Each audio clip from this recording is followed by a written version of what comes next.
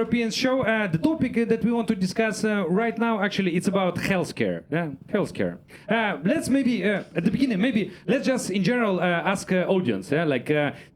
What do you think about healthcare in Czech Republic, in Prague? Yeah, you have a good experience. Yeah. What about your side? Good or bad? Are you happy with it? I think the people had a bad. I think the people had a bad experience are not here tonight, brother. In Brazil, the thing is like we have very good doctors, but we have like also fucked up bad doctors. Like there's a story like a professor in the university my uncle teaches. He was like in a car accident and they had to cut off one of his legs, and then he had to come back like 2 weeks later because they cut off the wrong one. So it was like. I mean, health insurance is not that expensive, but like, you know what I mean? Like McDonald's is food, but not, like, just because you got it don't mean you're like, I feel like as a kid, I used to go like to the doctor with like a fever. It was like 200 kids, like until you get an appointment, you already caught 3 other diseases, you know? So you're just like sitting there like, well, I hope the next 3 kids die for me to go like earlier, you know?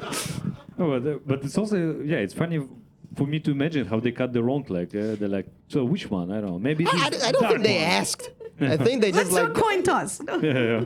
Like they both look fucked up. Yeah, but but did they apologize or something?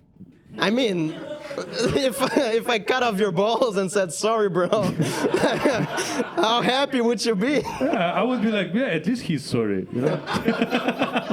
Yeah, I will live a shitty life, but he's sorry as well. Yeah. He didn't mean it, like. I mean, also, I don't know about you, but usually brown people, like, we don't go to the doctor until like all the other remedies, like the homemade grandma stuff, has not worked. Then maybe you'll consider going to the doctor, but yeah, no. Did it ever work, the grandma stuff? Yes, actually, usually it does. Yes. Okay, what? So the grandma thing is like you ignore it until it goes away. Yeah, that's the best medicine. Okay. It's the best medicine, works. and one day you just die. I don't know.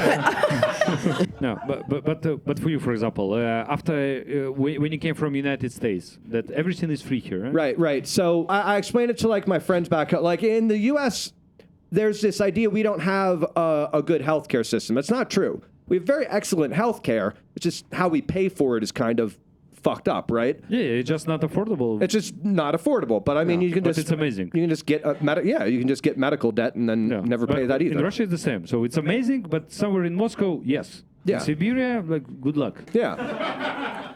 So here, with the state insurance, you can go for free to see a bad doctor, and then he will send you to a bad specialist. And then eventually you get fed up and you go to a private doctor, and they charge you just as much as I would pay in the United States. The only difference is I had to wait 3 months to see them. So, no, I'm not so on board with at least here. Maybe it's better in Austria. But like even homeless people got health insurance, man. Yeah.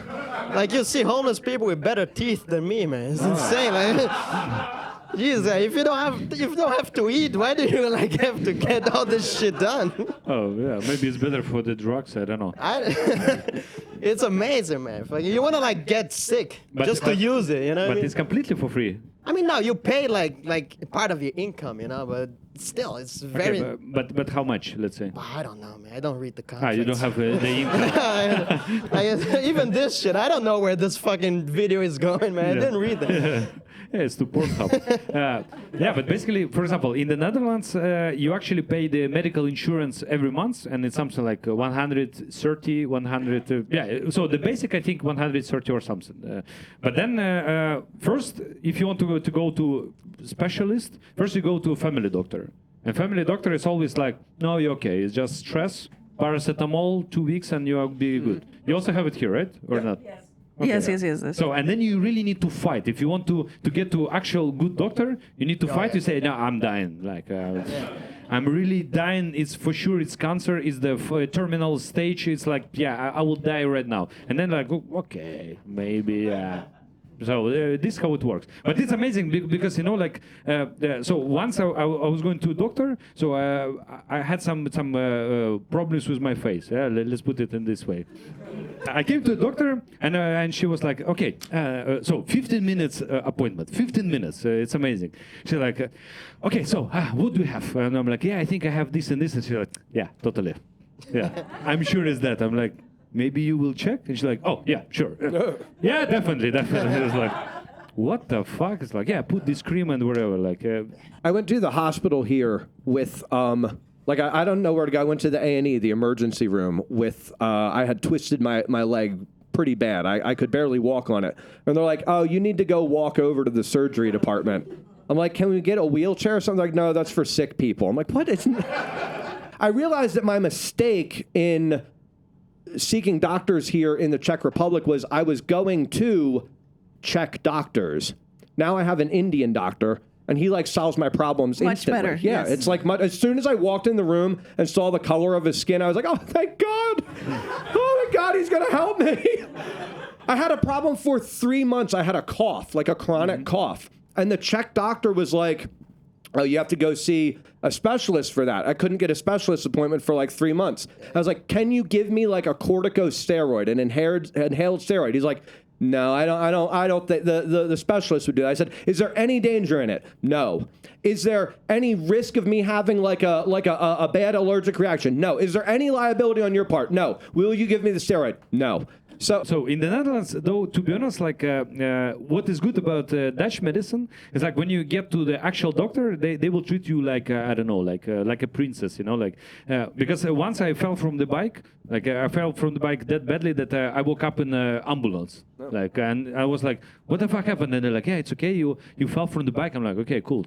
And then I go sleep again, and then I wake up basically in a hospital. I don't have several teeth.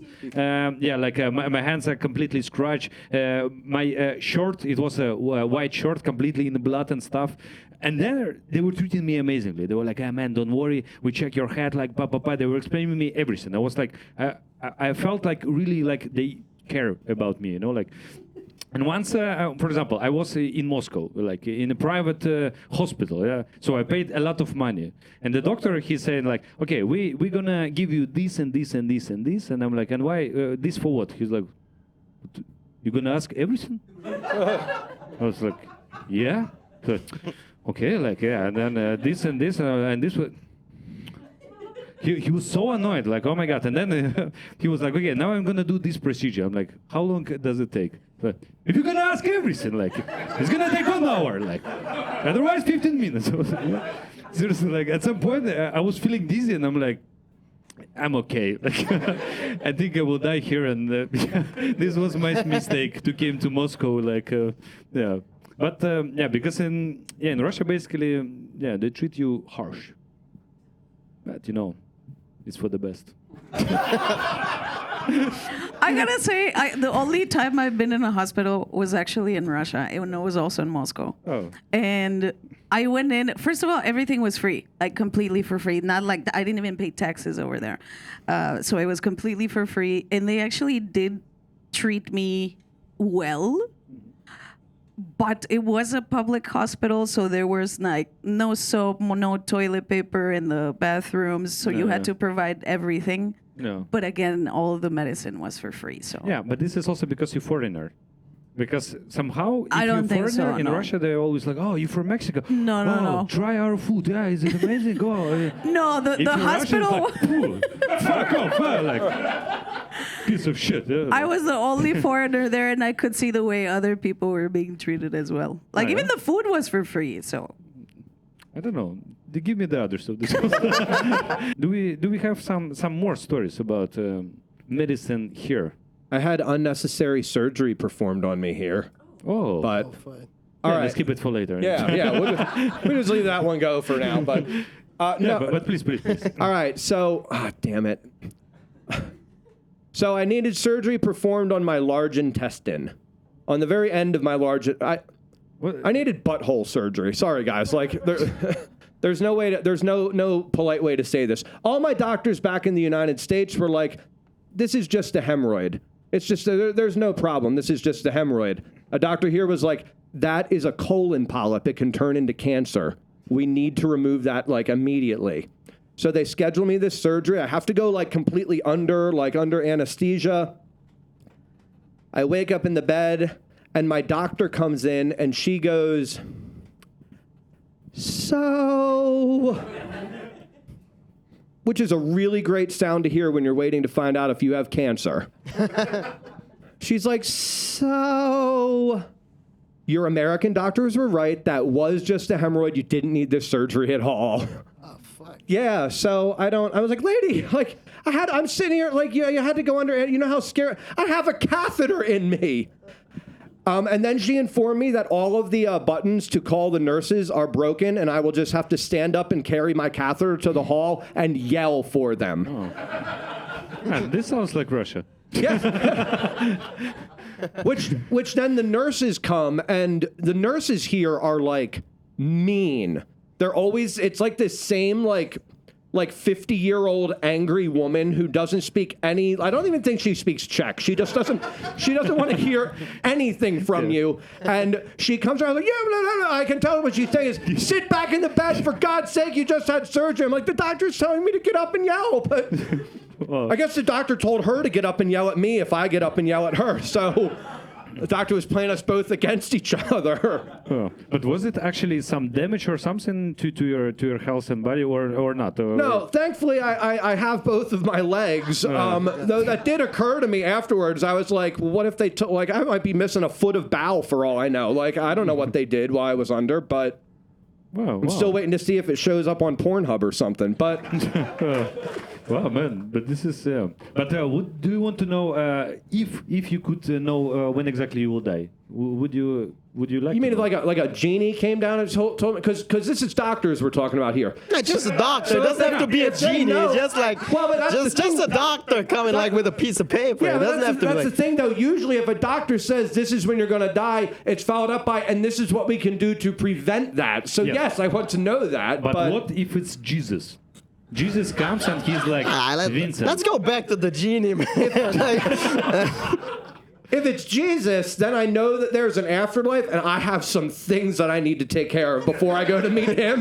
But yeah, I would want to know. I'd be like, how much time do I have left that I can still have premarital sex and do cocaine? And then once I know, like, because it's Christianity, I was baptized as a kid. Once I know I'm going to die, I'm on my deathbed, I say, I repent of my sins, and then I go to heaven to meet Jesus. It's great. And you guys do have some stories about. I don't go to the hospital. Yeah, but you're too cool. Like. No, it's not that. I'm too scared. Okay. Cause that's the thing. Like they're gonna find out a bunch of shit, and I'll live with it. Like I want to drop dead one day. You know what I mean? That's like a good feeling. Have like a good like. Just believe in your dream. Yeah. Like, never give up. Yeah. I don't want to like know how long I have left. Yeah. You know what I mean? It's like depressing. Yeah, definitely. You know what I mean? Yeah, I think like, it's the same thing as my dad. My dad is gonna die any day. Like he's a healthy guy, but he hasn't been in the like 30 years. You know? No. Like if he goes, man, they gonna find some. He probably like started COVID and shit like that. It's like, it's insane. It's like, I don't want to risk knowing what I have. You know what I mean? Doesn't that make sense? Yes, I also second this. I live in denial as well. Yes, that's it's not perfect. I'm a fucking hypochondriac. No, I want to know everything. I have a lump here. I've been told by 6 doctors that this lump is benign. It's nothing. But every time I see a new doctor, I'm like, I know this is cancer, right? Like, I know it is. And the thing about being a hypochondriac is I'm so busy looking for like fake illnesses that I miss the real ones. Like I had I had a horrific migraine one time, and I went into the doctor, and they're like, do you normally get migraines? I'm like, no. And they're like, you need to go to the hospital. I was like, why? And like, you could be bleeding in your brain for all you know. So I go to the hospital, and they put me in a CT scan. And I'm like, guys, I know that this is just a migraine, but here, look, let me fit this thing in the scan. Like, I know this is cancer.